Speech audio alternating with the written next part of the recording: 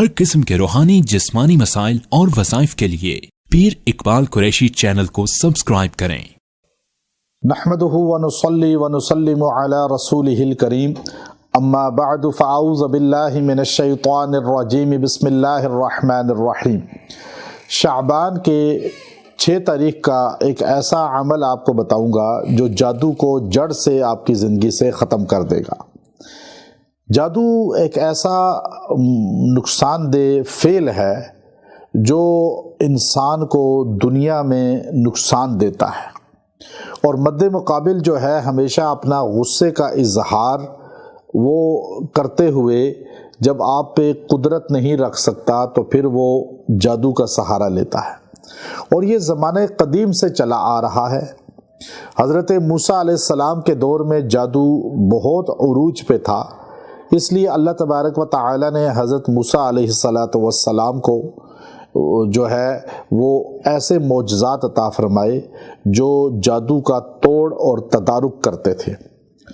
اللہ رب العزت نے ہاروت اور ماروت 2 فرشتوں کو جب اتارا تو وہ 2 جادو سکھاتے ہوئے جملہ بولتے تھے کہ یہ کفر ہے، اس سے بچو، اور لوگ ان سے سیکھتے تھے۔ لیکن چونکہ ایک فتنہ تھا، اللہ نے ایک چیز کو ظاہر کرنا تھا دنیا کے اندر، تو اللہ نے ان فرشتوں کے ذریعے اس چیز کا میسج بھی دیا کہ یہ کفر ہے۔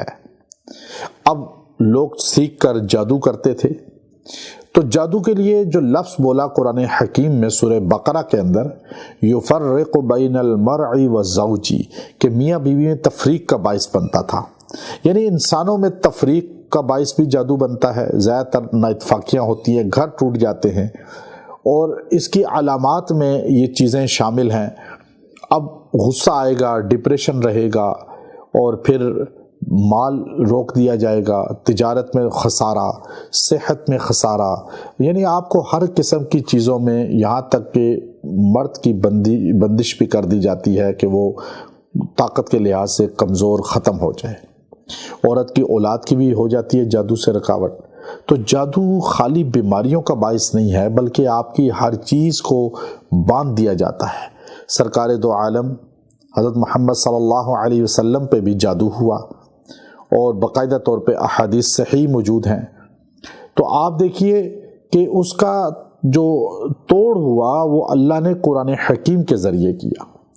تو آج میں آپ کو ایک عمل مجرب دوں گا کہ آپ 6 شعبان کو 70 مرتبہ 70 ٹائم آپ نے پڑھنا ہے۔ 70 مرتبہ 70 ٹائم آپ نے سورہ فلق کو پڑھنا ہے، اور پانی پہ دم کر کے پینا بھی ہے، اور غسل بھی اس سے کر لیں۔ کوئی بھی جادو کا شکار ہو، مرد عورت، آپ اس کو یہ پانی پلائیں، آپ اس کو یہ پانی میں سے تھوڑے سے چھینٹے بھی دے دیں، اللہ اس کو جادو کے شر سے بچا لے گا، جادو اس کا توڑ دے گا۔ بند ہو چکا ہے ہر کام، اللہ اس کو جاری و ساری کر دے گا۔ چونکہ جادو کا توڑ صرف قرآن سے ہوتا ہے، لوگوں کا ذہن بنا ہوا ہے جادو کا توڑ جادو سے ہوتا ہے۔ عیسائی کے پاس چلے جاؤ، کسی غیر مسلم کے پاس، کسی گندے انسان کے پاس نہیں۔ جادو کا توڑ صرف قرآن سے ہوتا ہے، اور اللہ کے قرآن سے زیادہ طاقت کسی چیز میں نہیں۔ ہمارے پاس ایسے ایسے لوگ جو جادو میں یوں جکڑے ہوئے مریض بن کے اٹھا کے لائے جاتے ہیں، لیکن جب ان کو دم کرتے ہیں، ان کا توڑ کرتے ہیں، تو اللہ انہیں بالکل صحیح کر دیتا ہے۔